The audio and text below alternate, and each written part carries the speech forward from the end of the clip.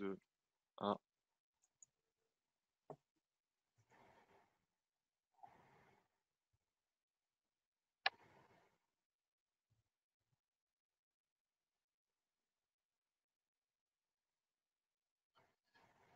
Bonjour à tous. Alors, je ne sais pas si tout le monde effectivement m'entend bien. Euh, Écoutez, on va passer une petite heure ensemble sur la professionnalisation de l'activité de recrutement, et donc d'où l'intérêt d'avoir un titre aussi qui va dans ce sens-là, hein, recruter tout un art, en fait, non juste un métier. Et voilà, l'idée de ce moment qu'on va passer ensemble, c'était de pouvoir relisser peut-être un petit peu l'ensemble des pratiques aujourd'hui qui sont importantes et nécessaires pour pouvoir attirer et conserver aussi des candidats au sein de son entreprise ou de ses structures.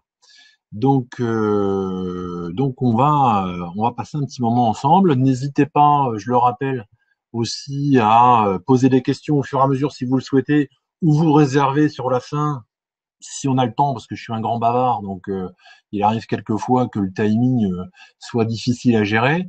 Mais l'idée c'est ça, c'est de pouvoir justement se donner un maximum d'opportunités aussi, et, pour que vous interagissiez, hein, ou que vous réagissiez aussi par rapport à ce que je vais pouvoir vous présenter. Donc moi je m'appelle Yves Trousseau, j'ai la charge pour l'APEC, l'Association pour l'emploi des cadres, de la relation avec les entreprises. Alors, quand on parle d'entreprise, on parle au sens large du terme, hein, les petites, les grandes, les moyennes, tout secteur d'activité. Et ça comprend aussi, bien évidemment, le secteur public, hein, sur lequel on est amené à se rencontrer, à échanger. Alors, sur la modalité de recrutement, peut-être pas toujours, mais en tout cas, à minima, sur la professionnalisation des acteurs du recrutement, certainement. Donc, sans plus tarder, on va y aller. Recruter tout un art, le recrutement juste un métier, et c'est important de bien l'avoir en tête parce que c'est souvent une des difficultés qu'on est amené à rencontrer quand on recrute. C'est qu'on est souvent persuadé que c'est un peu comme le vélo. Hein, une fois qu'on est monté dessus et puis qu'on a fait 500 mètres, alors, on peut le laisser de côté pendant 10 ans, on reviendra, on saura en refaire. C'est pas tout à fait ça, hein. Le recrutement est quelque chose qui est fluctuant, et surtout fluctuant en fonction des trois aspects importants de ce qui compose le recrutement, hein. C'est le marché déjà en tant que tel, hein, et comme tout marché, il est fluctuant. Donc une époque à une autre, ça change, d'un métier à un autre, ça change, d'un secteur d'activité à un autre, ça change, hein, en fonction des candidats eux-mêmes, évidemment, et les candidats aussi, hein, et on le verra tout à l'heure, ont des postures, des attentes, des valeurs différentes vis-à-vis de l'entreprise, de ce qu'ils attendent de leur job, etc., etc. Et puis du recruteur lui-même, hein, et de sa capacité à utiliser tout ce qui est à sa disposition pour pouvoir recruter au mieux, et surtout pouvoir recruter peut-être tout simplement, hein, puisque ces dernières années ont été des années un peu compliquées pour pouvoir recruter. Il n'est pas certain que malgré une situation économique un peu particulière au jour d'aujourd'hui, et donc du coup un marché qui peut-être est plus propice pour certaines structures à pouvoir recruter, il n'est pas certain que malgré tout il ne soit pas compliqué de recruter. En tout cas, nous à notre niveau, on le constate déjà aujourd'hui. Hein, même s'il y a moins d'entreprises qui recrutent, il y a quand même des entreprises qui recrutent, et c'est pas si simple, hein. Elles trouvent pas forcément toujours chaussures à leurs pieds, et c'est le côté un peu délicat de la chose. Alors, pour se redonner un petit peu de perspective sur comment aujourd'hui aborder la partie vraiment technique du recrutement, c'est de se redonner une visibilité sur les grandes étapes clés un peu d'un recrutement, hein, et le plus simplement du monde, en reschématisant, hein, ces étapes. Alors, on va les détailler évidemment un peu plus, hein, mais déjà bien avoir en tête que globalement, hein, le recrutement va se décomposer en 6 temps, et ces 6 temps sont ceux-là.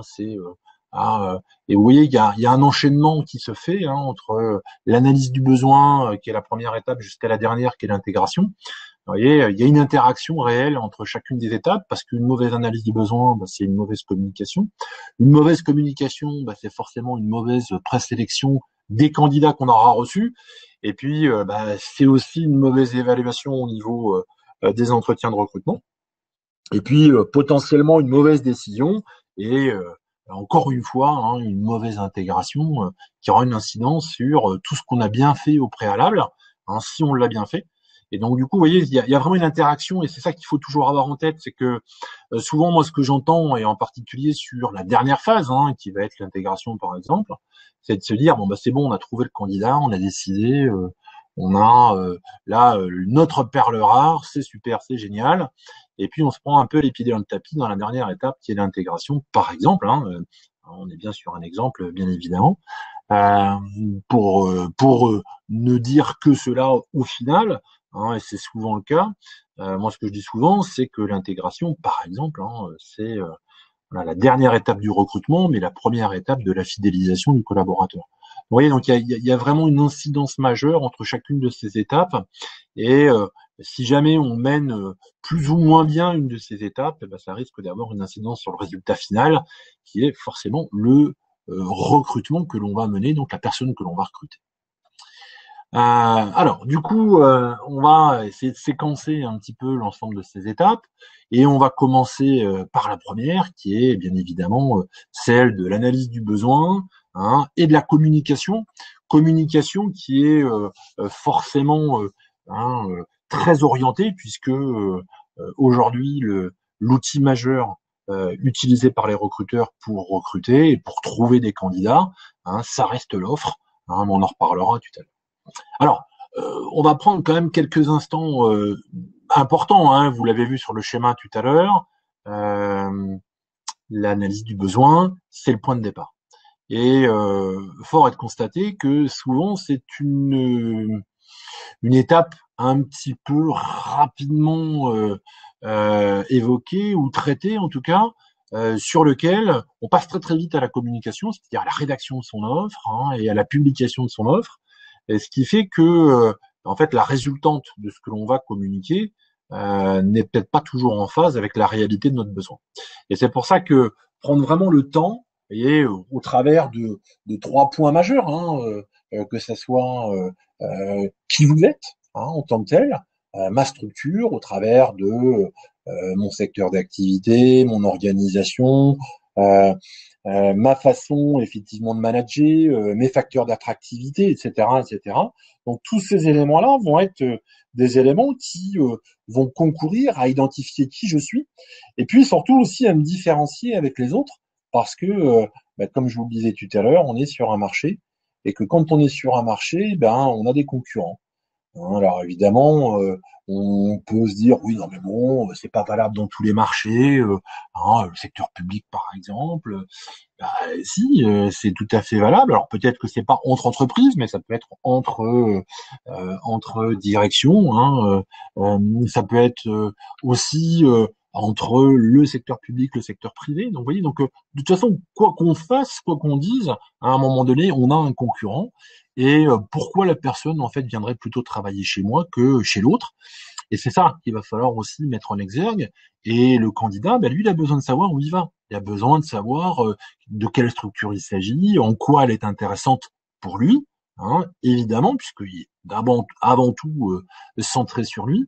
Et si moi je ne délivre pas ces informations, le risque c'est que le concurrent lui le fasse peut-être mieux que moi, et du coup qu'il soit plus attractif que moi. Après, évidemment, on va parler du poste en lui-même, hein, on va définir quelles sont les missions, les activités, le rattachement hiérarchique, l'organisation dans laquelle il va s'inscrire. et puis les responsabilités, les niveaux d'autonomie qu'il va avoir dans l'exécution des missions qu'on va lui confier, avec bien évidemment aussi les conditions dans lesquelles il va exercer et les contraintes aussi qu'il peut avoir dans l'exercice de son job. Un truc important, c'est que souvent on se dit oh là là, on va parler de ce qui est positif, on va pas trop parler de ce qui est un peu moins positif. Bon, c'est certainement une erreur. Aujourd'hui, le web a amené une très grande transparence dans l'apport d'informations. Donc du coup, quand j'ai envie d'avoir une information en tant que candidat, très vite, je vais pouvoir la trouver. Et au pire, si je ne la trouve pas, elle peut forcément m'interpeller parce que ça veut dire que on essaye peut-être de me la cacher. Du coup, là, on rentre dans le fantasme du candidat. Donc, pourquoi cacher quelque chose? À un moment donné, la vie est constituée comme ça. Il y a des choses positives, des choses un peu moins positives. Il y a des avantages, des inconvénients, etc. Donc, il faut aussi, et là, entendons-nous bien, on est bien dans l'analyse du besoin. C'est-à-dire que on travaille pour nous, pour le recruteur. C'est-à-dire que c'est le recruteur qui travaille pour le recruteur. Donc, on met les choses à plat. Après, on fera des choix. On fera des choix au moment de la communication, on va en parler après, mais on fera des choix sur ce que l'on publie ou ce qu'on publie pas, ou en tout cas de la façon dans laquelle on va le publier. En tout cas, dès le départ, j'ai besoin de poser les choses. Il y a un manager qui s'occupe de cette équipe-là. Voilà, il est comme ci, il est comme ça. Ça fait partie des éléments qu'il faut poser parce que au moment de l'analyse des candidatures, au moment des entretiens, au moment de la prise de décision, ça sera un élément qui va peser aussi dans la balance. Donc tous ces éléments-là vont être analysés, posés sur cette étape qui est le poste à pourvoir. Et puis pour faire tout ça, de quoi on a besoin? En tout cas, le candidat, il doit être équipé comment? Ça sera la logique de profil. Et cette logique de profil, ça sera effectivement de définir tout ce qui est diplôme, qualification, expérience requise, les compétences nécessaires, etc., etc. Et on va aller jusqu'aussi à poser des indicateurs qui vont être des indicateurs dont on va certainement pouvoir se servir aussi au moment de l'évaluation du candidat, au moment des entretiens. Donc, même si l'entrée pourrait être, en cas présent, effectivement, ça pourrait être sur la fonction publique, par exemple, via concours ou des choses comme ça, il reste néanmoins que voilà, c'est un élément important d'entrée dans la structure. Pour autant, derrière, quand il est dans la structure et qu'il veut évoluer, etc., il va falloir aussi qu'on regarde un petit peu ces aspects-là. Et puis, si jamais on fait un recrutement externe, forcément encore plus, se centrer sur ces éléments. Donc, vous voyez que déjà d'entrée de jeu, on va poser le débat en se disant concrètement qui on est, qu'est-ce que la personne va faire et de quoi elle a besoin pour le faire. Ça paraît simple parce qu'on se dit tiens, je vais prendre une fiche de poste, il y a tout dedans, c'est super, c'est génial. Non, au final, c'est un outil qui va m'aider effectivement à poser ce débat-là, mais ça sera peut-être pas suffisant. Il sera peut-être nécessaire à un moment donné d'aller un petit peu plus loin pour pouvoir justement ne pas se tromper. C'est ça la logique qui va s'inscrire derrière, et que ça soit dans le cadre d'ailleurs d'une création ou d'un remplacement, peu importe. Il faudra poser les choses, et poser les choses, c'est analyser son besoin. D'autant plus que le besoin, lui, peut évoluer dans le temps, entre la fiche de poste qu'on a faite il y a 10 ans et aujourd'hui, la nature réelle au regard de la construction de l'équipe, au regard du manager, au regard de l'évolution aussi du métier en tant que tel, c'est de pouvoir se dire à un moment donné, oui, la fiche de poste va nous aider, mais ce n'est pas notre besoin. Et ça, c'est important parce que c'est souvent ce que l'on confond en tant que tel. Alors, après, évidemment, tout ça dans une logique réglementée, ne perdons jamais de vue que tout ça doit se faire dans, bien sûr, un cadre législatif non discriminant, puisque je ne vais pas pouvoir, par exemple, poser des critères qui vont être des critères discriminants au regard du profil ou peut-être même des missions qui excluraient une partie de la population, qui est une population effectivement qui a accès à l'emploi comme tout le monde. Donc ça, c'est aussi un point important, jamais perdre de vue qu'on doit le faire dans le cadre de la loi. Et des fois, on oublie des choses, hein. C'est pour ça que je vous mettais en visuel les 25 mentions discriminatoires aujourd'hui référencées. Hein, et ça évolue quasiment tous les ans, donc il y en a toujours des nouvelles. Donc c'est important de l'avoir toujours en tête. Hein, et c'est bien dans cet esprit-là qu'il faut le faire, même si la bienveillance naturelle fait que, hein, mais on est aussi bourré de stéréotypes et on n'échappe malheureusement pas des fois à des aspects de discrimination, même si on ne le veut pas. Alors, le salaire, c'est aussi un sujet qu'il faudra poser au moment de l'analyse du besoin. Hein. Ah oui, mais alors chez nous, c'est barémique, chez nous, c'est comme ci, c'est comme ça, etc., etc. Très bien, pas de souci. Par contre, ça fait combien? Hein, et il faut quand même avoir une idée, parce que, et d'ailleurs, j'en ai échangé il y a quelque temps de ça avec justement quelqu'un qui fait partie de la fonction publique, qui disait, ben là, moi j'ai voilà, voulu évoluer en interne, c'est super, je vais démarrer dans un mois, mais concrètement, je ne sais pas combien je vais gagner. Donc, c'est pas possible. Enfin, humainement, il faut quand même avoir un ordre d'idée de combien, à un moment donné, la personne va gagner pour pouvoir en parler. On en reparlera tout à l'heure au moment de l'entretien, pour pouvoir en parler avec les candidats qu'on va être amenés à rencontrer. Hein. Alors, même s'il y a plein de choses qui peuvent varier, hein, on le sait bien, mais que ce soit dans le public ou dans le privé d'ailleurs, mais en fonction de l'expérience, en fonction de la nature du diplôme, peut-être de l'échelon du concours, enfin peu importe, c'est sauf que c'est quand même mon rôle de recruteur de recueillir l'information hein, au moment de l'analyse du besoin, ce qui souvent d'ailleurs pose le débat aussi de la confrontation avec une réalité qui est j'ai des exigences en termes de profil, mais j'ai pas effectivement de quoi le payer. Hein, et ça, c'est une vraie difficulté, quel que soit le secteur d'activité, de bah oui, moi je veux une voiture de luxe, hein, mais j'ai le budget d'une 4L. Bon, ouais, non, ça va pas coller. Hein, je veux acheter un château, mais j'ai 200 000 balles, donc ça va pas le faire non plus. Donc autant dans autre chose que le secteur du recrutement, on a conscience que bah, les choses ont un prix. Autant dès qu'on parle recrutement, là tout d'un coup, c'est non, mais il y a bien des candidats qui vont accepter ce que je propose. L'accepteriez-vous? Posez-vous toujours la question de la réalité hein, par rapport à ce que vous proposez et ce que vous cherchez. Hein. Donc ça veut aussi à un moment donné reposer le débat de la réévaluation de mon besoin par rapport à une réalité de marché, y compris marché salarial. Voilà, donc ça c'est le socle, c'est important, il faut que ça soit là. Hein, il faut absolument que je passe par cette étape-là. C'est la plus importante, c'est le socle de ma construction, hein, puisque c'est le point de départ de toutes les autres étapes. Hein, démarrer avec un handicap, forcément, va me poser problème pour atteindre la ligne d'arrivée. Donc c'est une vigilance qu'il faut. Une fois que j'ai bien posé les choses, une fois que j'ai bien structuré, il va falloir que je communique mon besoin à l'extérieur, hein, auprès des potentiels candidats. Donc du coup, auprès de ces candidats, hein, il va falloir que je communique mon besoin. Hein, et ça, c'est important de partir d'un point de départ qui va être mon analyse de besoin pour. Alors ça ne veut pas dire que, comme je disais tout à l'heure, hein, tout ce que j'ai mis dans l'analyse du besoin, dans lequel je peux être totalement exhaustif. Hein, ça c'est pas du tout un problème parce que c'est pour moi. Hein, c'est le principe du je travaille pour moi, c'est mon socle, donc c'est pas grave.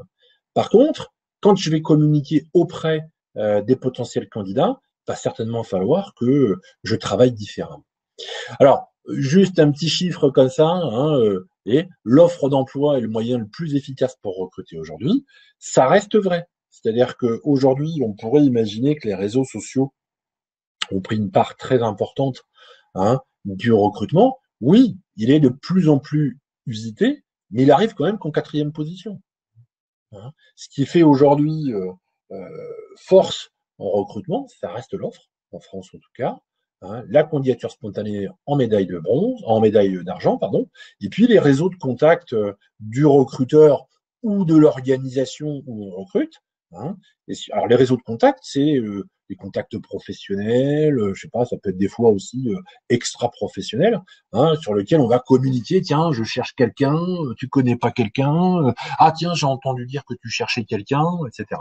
C'est ça la logique réseau, effectivement, de contact. Hein. Donc c'est une réalité. Et c'est d'autant plus fort sur des territoires hein, où on est très en proximité. Peut-être que dans une grande agglo, comme Paris par exemple, voire Lyon, etc., c'est plus compliqué. Alors après, on ramène ça peut-être à des arrondissements où on rapproche, mais c'est peut-être plus compliqué. Dans des zones peut-être un peu plus rurales ou dans des zones peut-être moins importantes en termes d'habitation en tout cas, euh, on est très en proximité. L'Orléanais, pareil pour Tours, etc. Il y a vraiment des réseaux sur lesquels les gens se connaissent, se passent les infos, etc., etc. Donc, ça reste le moyen le plus important en tant que tel. Par contre, comme c'est le moyen le plus important, comme c'est le moyen qui est le plus efficace, c'est forcément le moyen le plus utilisé, et qui dit être le plus utilisé amène encore une fois une dynamique de marché, et qui dit marché dit concurrence. C'est-à-dire que quand moi je passe mon offre, eh ben peut-être que à côté de moi, j'ai 10 entreprises, 10 structures, 10 organisations qui passent globalement le même type de besoin. Donc il va être nécessaire pour moi de peut-être pas avoir une offre hyper standardisée sur lequel je risque d'être en concurrence avec d'autres et d'être peut-être pas le plus attractif en tant que tel. Hein, peut-être qu'à côté, bah tiens, ils ont une meilleure rému. Ah bah oui, bah là je peux pas lutter, moi, je suis bloqué au niveau de la rému. Comment je fais? Eh ben, ça veut dire que l'élément rémunération n'est pas l'élément sur lequel je vais travailler ma communication. J'ai peut-être d'autres choses plus intéressantes à mettre en avant que la rémunération, somme toute. Donc c'est exactement ça. Hein. Sortir du lot, c'est ça. C'est dire à un moment donné quels sont mes atouts hein, et comment je les communique. Est-ce que c'est dans le fond comme dans la forme sur lequel je vais pouvoir effectivement me distinguer des autres, hein, aller sur n'importe quel job board aujourd'hui, hein, apec.fr par exemple, vous allez voir les offres elles sont hyper standardisées. C'est pas bon. Nous aujourd'hui, on travaille avec nos clients pour qu'ils sortent de ça. Alors on les a amenés vers ça parce qu'au départ c'était un peu n'importe quoi. Et aujourd'hui, on se dit non, il faut en sortir parce qu'en fait, quand je cherche un comptable, en fait, toutes les offres de comptable se ressemblent. Sauf que du coup, ça laisse la part belle au candidat, puisque c'est le candidat qui choisira en fonction de ce que lui décide. Alors, c'est là où on tombe dans les travers de ah bah celui-là paye plus, je vais aller avec lui. Pourquoi vous allez chez lui? Bah parce qu'il paye plus. D'accord? Il n'y a rien d'autre? Non. Bah, de toute façon, en tout cas, à minima sur l'écrit, il n'y a rien d'autre. Hein, sur la communication. Donc j'ai besoin à un moment donné aussi de faire peut-être autrement. Hein, et du coup, ça risque, en tout cas, c'est ce qu'on souhaite, hein, c'est de susciter à un moment donné l'intérêt des candidats. C'est de se dire, bah tiens, cette offre-là est pas comme les autres, tiens, cette organisation-là est pas comme les autres. Non pas qu'elle soit différente des autres à part entière, c'est qu'elle communique différemment. Hein, elle communique sa différence. Hein, et elle le fait par un fond et une forme différente. Donc ça, c'est aussi un point sur lequel aujourd'hui il y a vraiment un axe d'amélioration, hein, sur lequel il faut vraiment se pencher et travailler. Alors, communiquer, c'est aussi savoir utiliser aujourd'hui les outils qui sont mis à la disposition des candidats. Hein. Et aujourd'hui, c'est plus de 80% des candidats qui consultent les offres via son smartphone. Voire, au-delà de la consultation, c'est qu'ils postulent aussi. Et en tout état de cause, aujourd'hui, le candidat que vous cherchez, il est équipé d'un smartphone. Ça veut dire quoi? Ça veut dire que concrètement, il va peut-être aussi falloir que j'utilise ce que me propose le smartphone. Typiquement dans les exemples qui sont à l'écran, là, dans les deux images. Alors vous allez me dire, oui, mais c'est Orange, etc., etc. Aujourd'hui, vous avez effectivement des applications très peu coûteuses, voire même certaines gratuites, hein, en tout cas sur certains développements, où en fait on peut géolocaliser les jobs. Mais là, dans le cas d'Orange, mais aussi de certaines banques, vous cherchez par exemple dans le secteur bancaire en tant que candidat, vous téléchargez l'appli et dès que vous vous baladez dans la rue, tac, vous passez à côté d'une agence, peu importe la nature de l'enseigne, hein, qui vous dit ah tiens, il cherche un conseiller clientèle dans cette agence-là. Et là, venez pousser la porte et discuter avec le directeur d'agence ou quelqu'un dans l'agence. Et aujourd'hui, c'est ce que permet le smartphone. Hein, et typiquement, se raccrocher à ce type d'outils, c'est de toute façon déjà la réalité pour bon nombre d'entreprises et de recruteurs. Vous allez me dire peut-être les plus grands aujourd'hui, somme toute. hein. Mais demain, ça sera que ça. Je me balade dans la rue, quelles sont les opportunités d'emploi là autour de moi. Et là, je vais avoir le boulanger qui cherche un apprenti. Alors, et ça sera en fonction des sélections que je vais prendre, évidemment, hein. Mais si c'est dans le secteur banque assurance, bah tiens, machin, il cherche un conseiller, truc, il cherche un conseiller, et je traverse la rue et j'ai 3 opportunités d'emploi. Donc l'idée, en tout cas, après, à savoir si ça m'intéresse, mais l'idée, en tout cas, c'est celle-là. Donc c'est aussi aller, c'est pas de la science-fiction, hein, c'est pas là, on est déjà effectivement dans un stade 2 ou 3 hein, de l'utilisation des fonctionnalités du smartphone. C'est ce qu'on va retrouver quand on est consommateur sur le web hein, en tant que tel, puisque on le pratique déjà quand on veut, je sais pas moi, trouver un resto, un hôtel, une station essence, etc. C'est exactement le même principe. Du coup, voilà un petit peu cette première étape, hein, à la fois analyse de besoin et communication.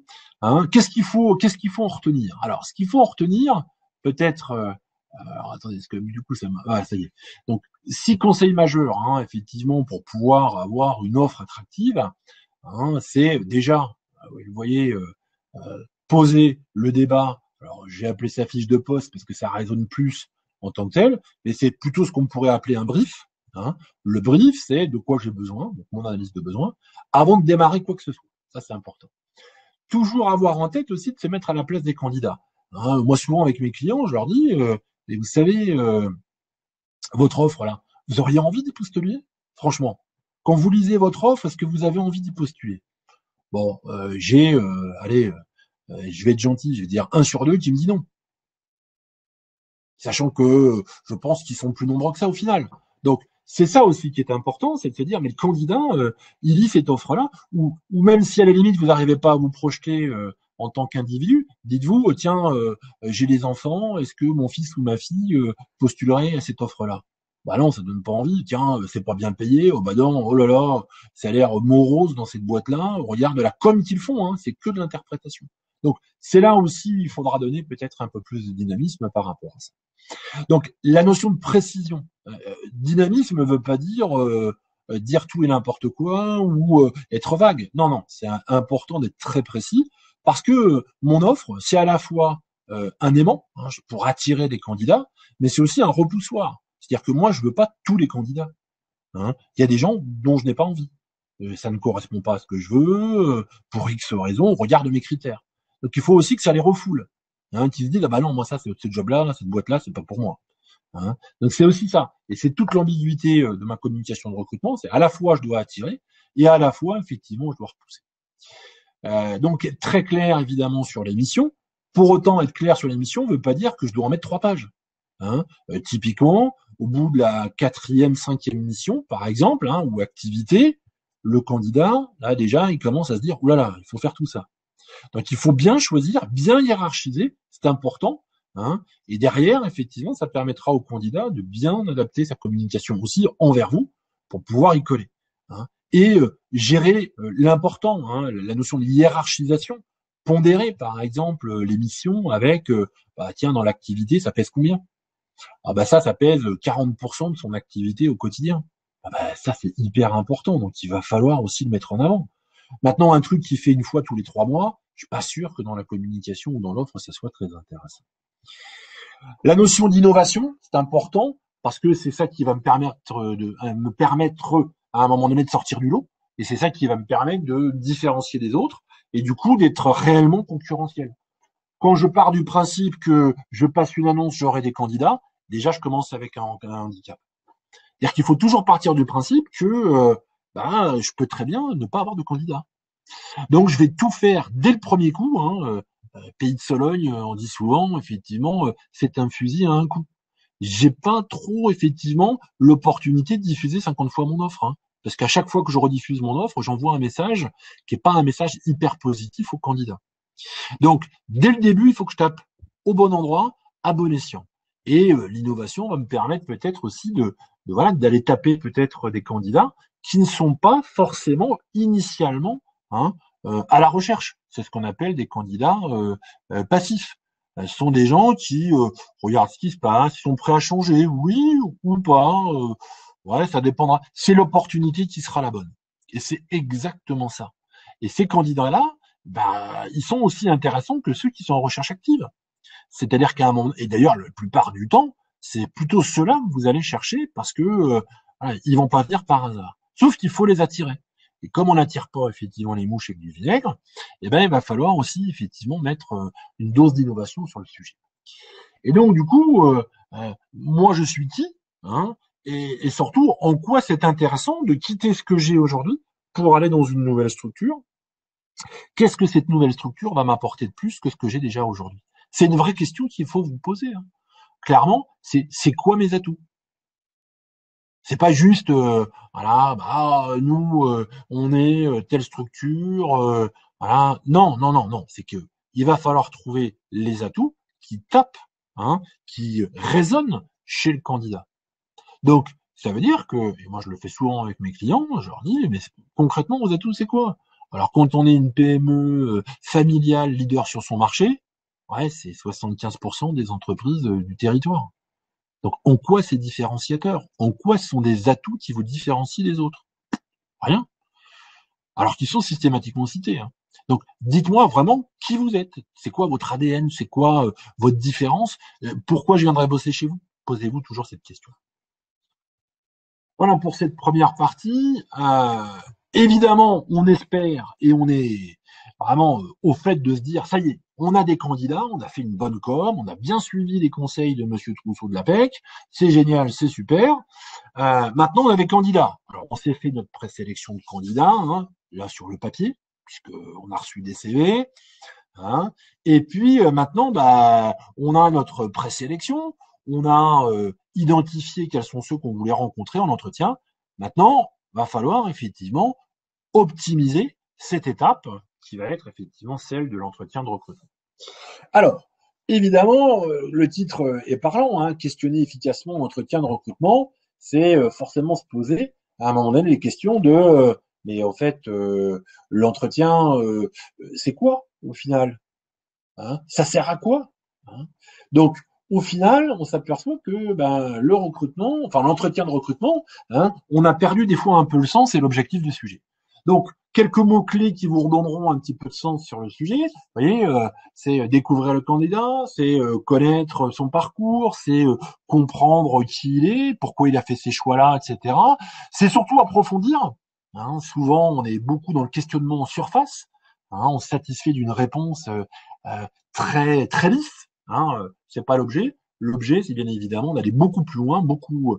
C'est ce que j'appelle moi creuser, hein, creuser les réponses. Hein, c'est aussi vérifier, c'est vendre. Hein, aussi, on est là pour aussi vendre notre structure, vendre notre poste, vendre ce qu'on a à proposer. Et vendre, c'est pas un gros mot. Hein. Vendre, c'est être force de proposition, être capable d'argumenter sur le fait que oui, monsieur, oui, madame, vous avez intérêt à venir bosser chez nous.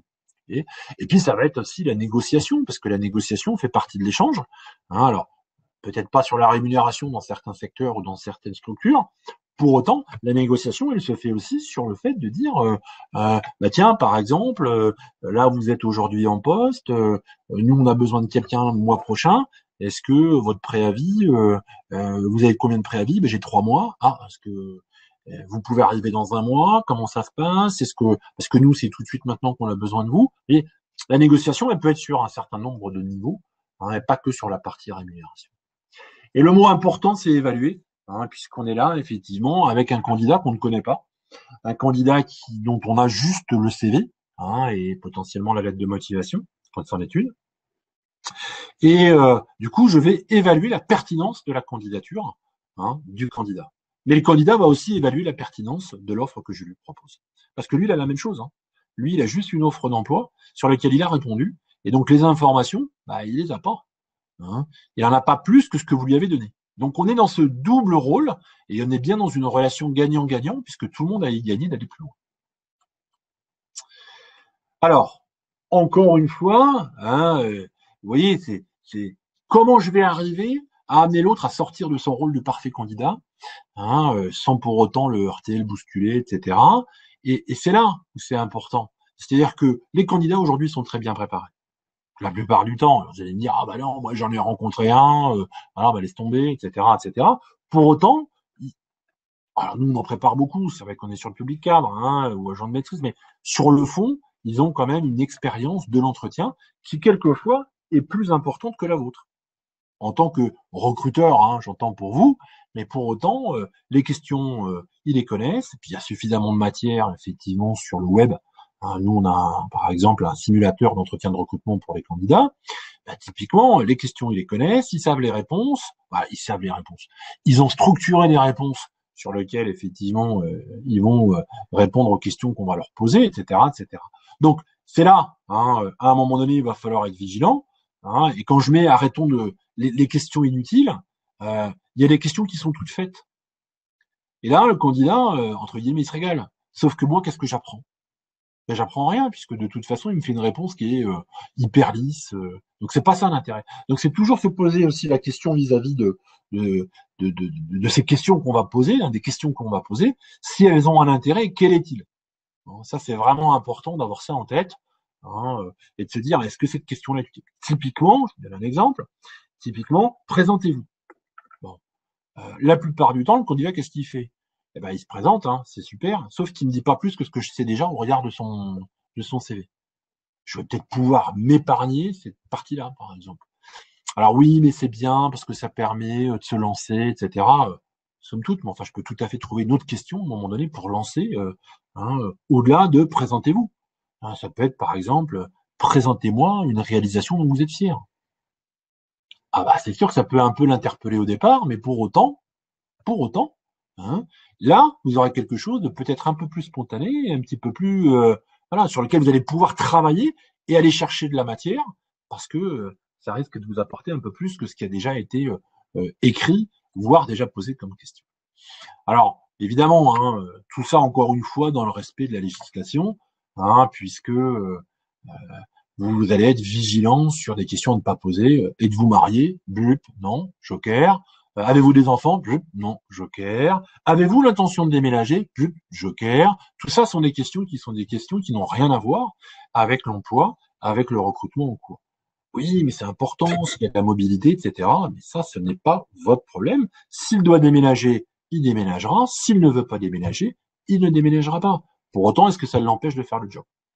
Peut-être à terme, hein, c'est en tout cas peut-être la difficulté ou l'ambiguïté, hein, de la loi, mais en tout état de cause, la loi vous interdit de poser ce genre de questions. Hein, vous imaginez bien à un moment donné, alors c'est vrai qu'on dit oh bah, si on demande à quelqu'un qu'il est marié, etc., c'est pas grave. Ouais, mais indirectement, est-ce qu'on lui demande pas s'il n'est pas homosexuel par exemple? Est-ce qu'on lui demande pas s'il n'est pas divorcé? Enfin, on peut imaginer effectivement plein de choses qui vont faire qu'à un moment donné, on n'est pas effectivement sur ces champs-là et il faut surtout pas y aller. Souvent, le duo, hein, qu'on retrouve dans l'entretien de recrutement, c'est celui du RH et de l'opérationnel. Alors souvent, on a cette difficulté hein, d'identification. Alors, est-ce qu'on est complémentaire, on est complice, est-ce qu'on est opposé, etc. Bon, posez-vous toujours la question de la répartition des rôles. Hein. Moi RH, toi manager, donc plutôt sur la partie technique métier. Bon, comment on se répartit les rôles? Est-ce que oui, on est complémentaires? Je pose une question métier, tu poses une question RH. Déjà, est-ce qu'on fait les entretiens ensemble ou pas? Hein, est-ce qu'on les fait en binôme ou pas? J'ai pas mal de RH qui me disent, moi j'aime bien faire les entretiens en binôme parce que ça m'évite comme ça hein, des questions interdites de la part du manager qui lui ne les connaît pas ou ne sait pas. Donc du genre, bon, à 18h, vous n'allez pas chercher vos mômes à l'école? Oui, non, ça tu peux pas la poser cette question-là. Non, non, c'est pas possible. Bon, etc., etc. Et j'en passe à des meilleurs. Donc du coup, c'est aussi cette dimension-là qu'il faut gérer en amont. Hein, donc la complicité, la complémentarité, pas de problème, mais une bonne répartition des rôles pour être bien certain que on ne soit pas redondant, on pose pas toujours les mêmes questions, hein, peut-être d'une façon différente somme toute, mais il n'empêche que l'intérêt, c'est d'optimiser le temps qui est imparti avec le candidat et de pouvoir tirer un maximum d'informations pour pouvoir ensuite prendre notre décision. Alors, comment et quoi questionner? Alors, je vais peut-être accélérer un peu parce que je vois que le temps passe très vite. À mon sens, aujourd'hui, si déjà on travaille, même si on voit apparaître de plus en plus l'importance hein, de ce qu'on appelle les soft skills, qui sont les compétences comportementales, à l'opposé des hard skills, enfin à l'opposé en complément plutôt des hard skills, qui sont plutôt les compétences socles métiers techniques. Pour autant, déjà explorer ces trois champs-là, ça sera déjà pas mal au moment de l'entretien. Si tous les recruteurs exploraient ces trois champs-là, ça serait déjà bien. Donc, les compétences, la motivation, le potentiel. Alors, après, voilà, on va rentrer un peu plus dans le détail, mais c'est vrai que pour le RH, en tant que tel, en tout cas sur la personne qui est en charge de passer l'entretien versus RH, chargé de recrutement, assistante RH, RRH, etc. Et on est plutôt effectivement sur ces aspects-là, éléments clés du parcours, personnalité, motivation. Souvent d'ailleurs on confond personnalité et motivation, c'est pour ça que je les ai globalisés.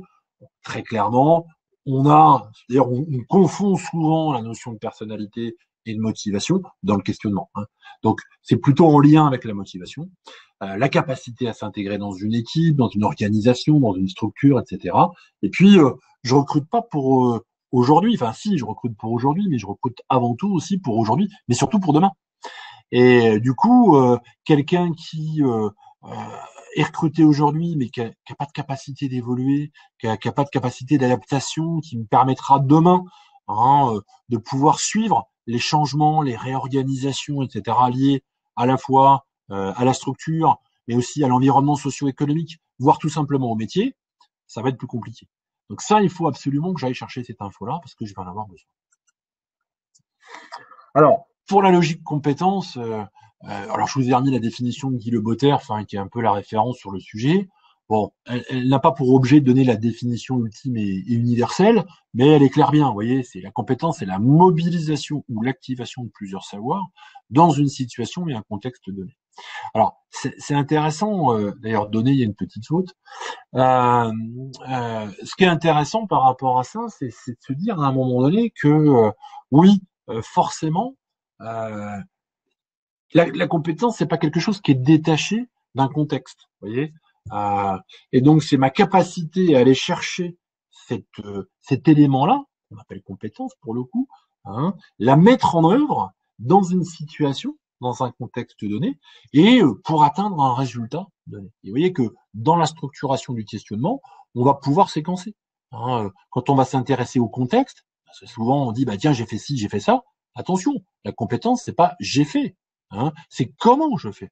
Et c'est bien ça la différence la plupart du temps. C'est qu'on interroge sur qu'avez-vous fait, alors que ce qui m'intéresse quand j'explore la compétence, c'est comment vous faites. Parce que ce que vous avez fait, bon bah d'accord, ok, c'est image d'exemple, c'est la valeur d'exemple. Par contre, le comment vous faites, ça m'intéresse, parce que c'est comme ça que vous allez faire chez moi ou pas. Donc c'est ça que je vais aller chercher. Alors, vous avez une méthode, vous regarderez plus dans le détail, évidemment, puisque nous, notre temps est imparti, mais vous regarderez dans le détail un petit peu, effectivement, la méthode SCORE, qui vous donne tout un jeu de questions en fonction de la situation, des comportements observables, les résultats, et ce qu'on peut en tirer comme enseignement pour l'extrapolation. Pour ce qui est de la motivation, vous voyez, on va mettre dans la motivation ces éléments-là. Alors, il y a plusieurs strates, évidemment. Les valeurs, les attentes, les besoins, l'envie, les préférences, les moteurs aussi, tout ce qui me fait me lever le matin et me fait aller travailler, et puis tout ce qui va être lié aussi à mon développement personnel, au travers de l'apprentissage, ma curiosité, les moyens que je mets en œuvre pour continuer à être optimum dans l'exercice de mon métier ou de mon futur métier. Pour ce qui est du potentiel, vous voyez, c'est la capacité à s'adapter, à évoluer pour faire face aux enjeux de demain. C'est ce que je vous disais tout à l'heure. Aujourd'hui, évidemment, j'ai un besoin particulier et c'est pour ça que je recrute. Pour autant, ce besoin, déjà demain, il a évolué.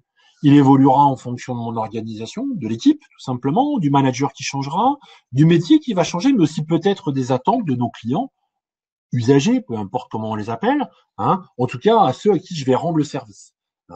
En tant que tel. Et donc du coup, on l'a vu au travers de la digitalisation par exemple, le numérique a apporté beaucoup de changements. On en parlait encore il n'y a pas très longtemps avec l'équipe. Aujourd'hui, moi quand j'ai démarré, j'avais une assistante. Aujourd'hui, mon assistante, c'est moi avec mon PC. Et cette évolution-là a fait que l'usage du PC, l'usage de Word, de la messagerie, de PowerPoint et j'en passe et des meilleurs, fait que c'est intrinsèquement une évolution dans la compétence. Hein. Et donc du coup, si ma capacité à évoluer, mon potentiel d'évolution ne serait pas d'aller vers ça, et je pourrais pas exercer le job que je fais aujourd'hui. Ça serait une vraie difficulté, bien évidemment, puisqu'il faudrait embaucher quelqu'un pour faire ce job-là, sauf que ça n'a pas d'intérêt puisque ces postes-là ont disparu. Alors, on va interroger sur ce potentiel d'évolution, vous voyez, un certain nombre de choses. Hein. Bon, je vais assez vite là-dessus. Vous pouvez les lire très rapidement. Hein, les aptitudes relationnelles, l'engagement, l'implication, ma capacité d'apprentissage, on l'a évoqué, l'organisation, la façon dont je prends mes décisions, hein, typiquement professionnelles, etc., etc. Tout ça, c'est ce qui va me donner un éclairage, évidemment, sur qui je suis, mais surtout qui je serai demain. La rémunération, il faudra pas se l'épargner non plus. Hein, la rémunération fait partie des choses que je dois évoquer à tout prix, hein, avec le candidat. Si lui n'en parle pas, c'est pas très bon signe. Hein, soit il n'ose pas en parler, soit et on verra plus tard. Non, non, non, non, non, il faut en parler, il faut se dédouaner de ça. Ça sert à rien de faire 2 entretiens, 3 entretiens ou plus pour certains et d'arriver à la fin et de se dire au fait c'est combien que c'est payé cette affaire là. Ah oui non mais là ça va pas être possible, moi je vais pas venir pour ça alors qu'on est engagé. Ça fait penser d'ailleurs à une négociation un peu hard quand on va aller acheter je sais pas moi n'importe quoi, enfin une voiture par exemple, hein, ah super c'est la voiture que je veux, c'est génial, c'est top. Hein, bon super, le vendeur il m'a tout bien vendu, c'est génial. Et puis à la fin il dit bon bah voilà ça fait 30 000 balles. Hein, ah oui mais moi j'ai que 20 000. Ah oui, mais non, mais là, non. Ah oui, bah, moi, j'ai 20 000, donc vous vous débrouillez comme vous voulez. C'est celle-là que je veux, mais j'ai 20 000. Donc ça devient un petit peu compliqué hein, en termes de négo. Donc là, on se dit que on aurait pu gagner du temps avant si on n'est pas prêt, effectivement, à négocier sur le salaire. Alors, à retenir hein, quelques points importants. Et alors, je vous laisse vous les approprier, mais ça reprend tout ce qu'on s'est dit précédemment. Hein, point quand même, point de départ. Enfin, le point de départ quand même, c'est la préparation. Je peux pas arriver les mains dans les poches à un entretien de recrutement. Hein, le candidat, lui, s'il veut, bah, très bien, mais c'est voilà, il prend un risque. Moi, le risque que je prends, c'est effectivement que je ne recrute pas. Sauf que ne pas recruter, là, ça va être plus compliqué. Donc, c'est ça qui est important. Hein, c'est avant tout, je prépare. Donc, je prépare avec l'ensemble des acteurs qui feront des entretiens de recrutement. Ça peut être le manager, ça peut être d'autres acteurs indirects ou directs, et sur lequel on fait la répartition des rôles, on voit les questions qu'on va approfondir, quels sont les sujets importants à approfondir avec ce candidat-là plutôt qu'avec un autre, enfin, etc., etc., etc., pour identifier justement quels sont les points sur lesquels on va centrer hein, notre entretien. Encore une fois, ne perdez pas de temps des questions inutiles avec des candidats dont vous avez déjà les réponses. Hein, c'est assez surprenant quelquefois de voir que on pose des questions à des candidats qui, en fait, ont déjà apporté la réponse à cette question. Alors, le plus jamais ça, c'est, vous l'aurez compris, hein, la symbolique du dé. C'est-à-dire que trop souvent encore, je vois des prises de décision qui sont un petit peu au doigt mouillé. Hein, c'est bon, alors on le prend pas, ouais, on le prend. Alors d'accord, pourquoi on le prend? Parce qu'il est sympa. Ouais, non, mais je recrute pas quelqu'un de sympa, moi. Je recrute quelqu'un de compétent, motivé et qui a du potentiel. Et en plus, s'il est sympa, c'est parfait.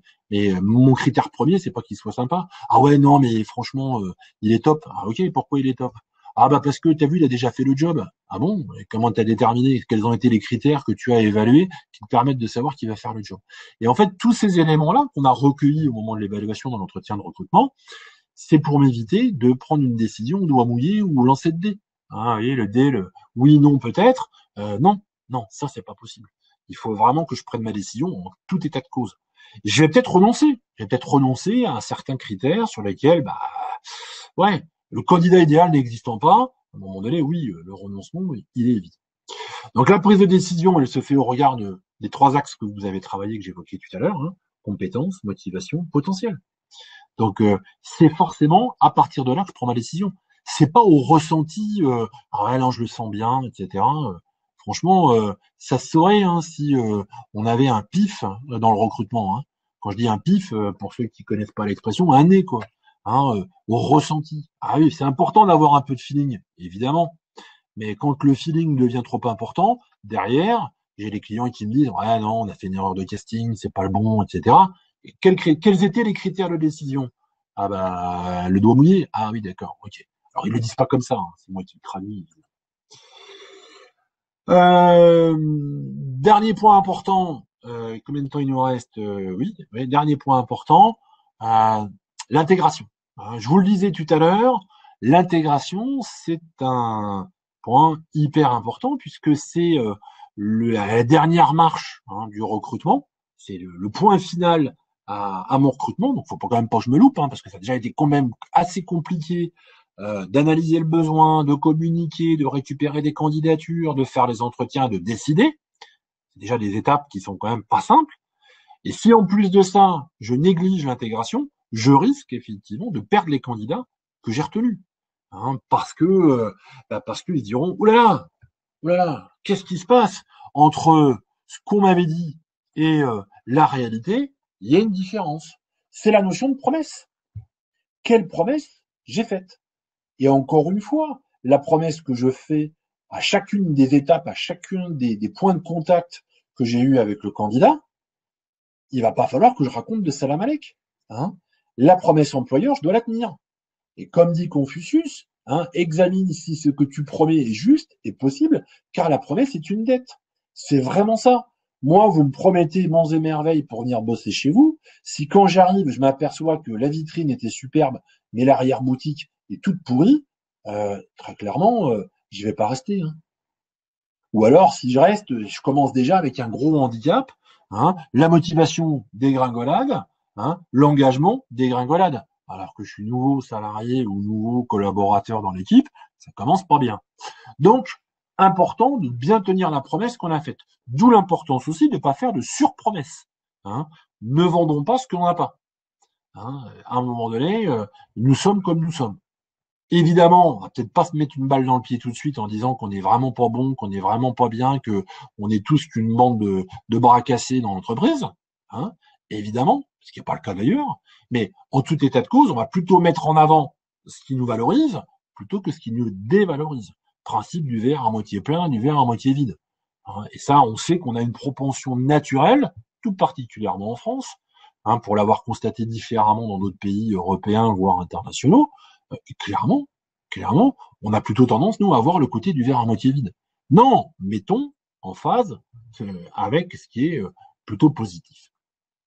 Alors, l'intégration, voilà, quelques concepts un petit peu clés, très importants.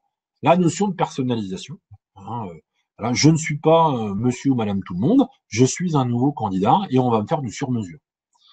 Et oui, parce que comme je suis différent de tout le monde, mon intégration ne sera pas la même que tout le monde. Donc il y a des choses qu'on peut industrialiser, évidemment, mais sur le fond, on va faire du sur-mesure. C'est un individu spécifique, dans un job spécifique, dans une équipe spécifique, dans une organisation spécifique. Du coup, forcément, pour pouvoir faire une intégration efficace, il va falloir aussi anticiper. S'y prendre au dernier moment, à la dernière minute, c'est pas possible. Rien que sur les aspects logistiques, par exemple. Un informaticien qui démarre lundi, s'il a pas ses codes d'accès pour accéder au bâtiment, accéder à son PC ou je ne sais quoi encore, c'est pas possible. Ah bah non, mais c'est même encore plus simple, c'est que l'informaticien qui démarre lundi, il a même pas de PC lui. Ah bon, d'accord, ok. Et donc il va faire quoi exactement? Quand est-ce qu'on va l'avoir? Parce que bon, si c'est que en fin de semaine, c'est pas très grave, on a plein de choses à faire avant dans son plan d'intégration. Non, mais il l'aura que dans un mois. Ah oui, d'accord. Non, ça va pas être possible. Alors je caricature peut-être, quoique pour certains c'est pas toujours ça. Mais bon, donc anticiper, c'est prévoir. Et donc du coup, c'est prévoir la personne va arriver, de quoi elle a besoin, etc., etc. La collaboration, c'est-à-dire que là, on structure, on formalise. Jusqu'à présent, c'était un candidat. Là, c'est un collaborateur.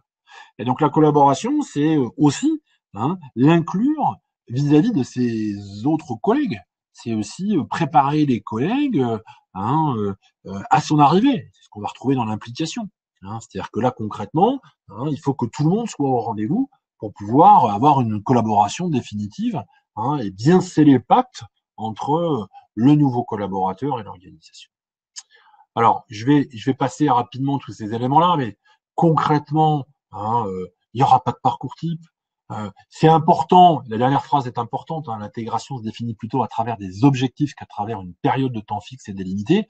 Souvent, j'entends, l'intégration, c'est à la fin de la période d'essai. J'ai envie de dire oui et non.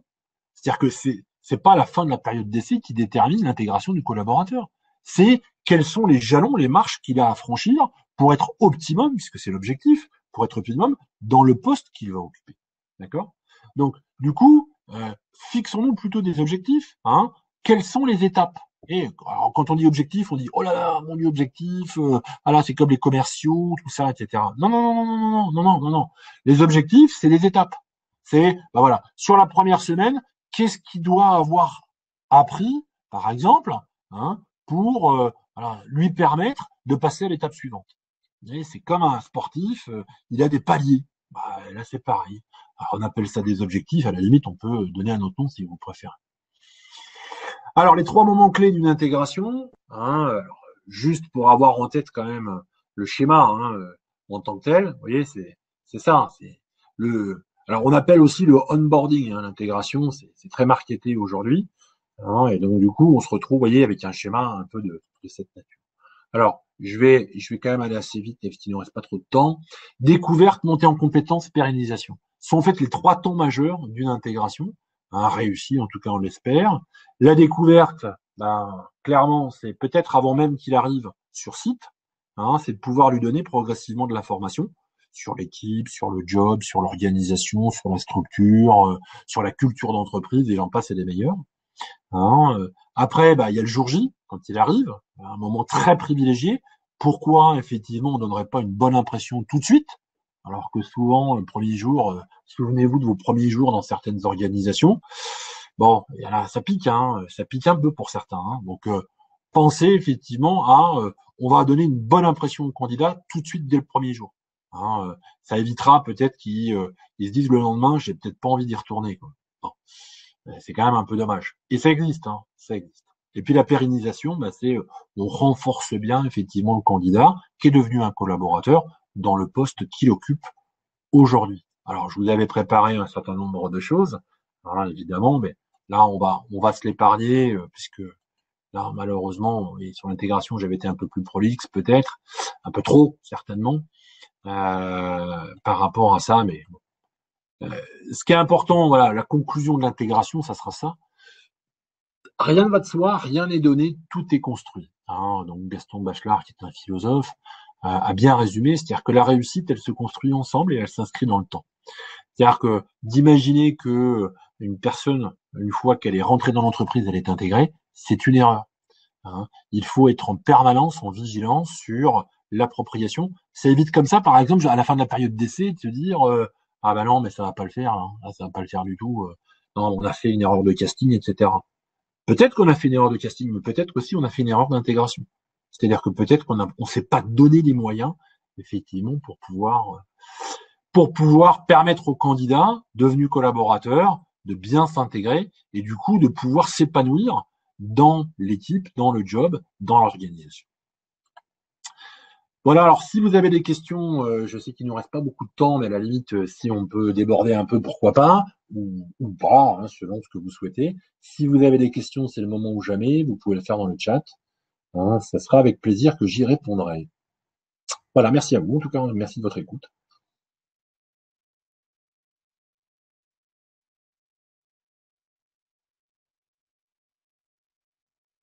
Y a-t-il des questions?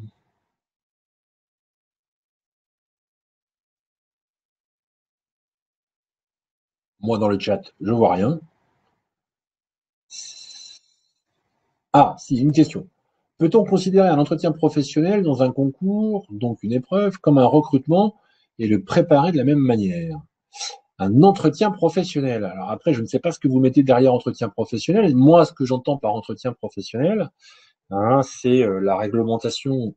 C'est la réglementation aujourd'hui qui qui implique aux entreprises de faire des entretiens pro.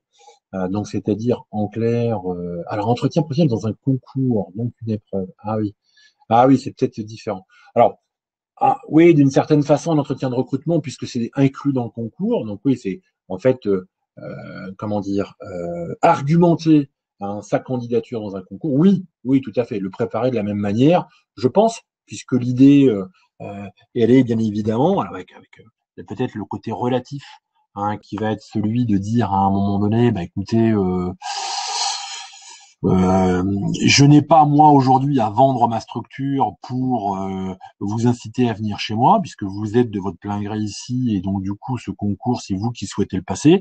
Donc là oui, il y a quand même un aspect très je dois convaincre le jury, puisque là on est sur un cas particulier, hein, on est vraiment sur et le préparer de toute façon oui, comme un entretien de recrutement, j'ai envie de dire oui.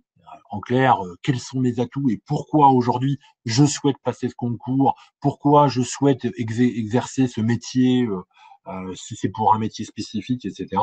Oui, je pense. Oui, tout à fait. Avec le bémol hein, que j'évoquais. Alors, je sais pas si ça répond entièrement à votre question, j'espère en tout cas. La difficulté de ne pas avoir d'interaction audio. Est-ce qu'il y a d'autres questions?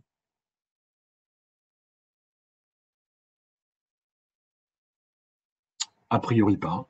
Eh ben écoutez, il me reste encore une fois à vous remercier et puis bah, au plaisir peut-être d'échanger avec vous demain. Alors sur une autre thématique qui reste quand même celle hein, du recrutement, en tout cas sur la périphérie du recrutement, hein, qui est sur l'attractivité et l'expérience candidat. Hein, donc pouvoir à un moment donné apporter une expérience optimum, hein, ça rejoint des choses qu'on a pu déjà dire là, mais qui sont très centrées justement sur aujourd'hui le candidat est un client et comment effectivement dois-je faire pour qu'il ait cette impression-là. C'est une réalité de métier, hein, et surtout pour ceux qui ont énormément de difficultés à recruter. Ça s'appelle l'expérience candidat. J'en dis pas plus. À demain pour ceux qui le souhaitent. Demain matin, j'ai perdu l'horaire, 11h30 je crois, mémoire. Bonne fin de journée à tous. Au revoir.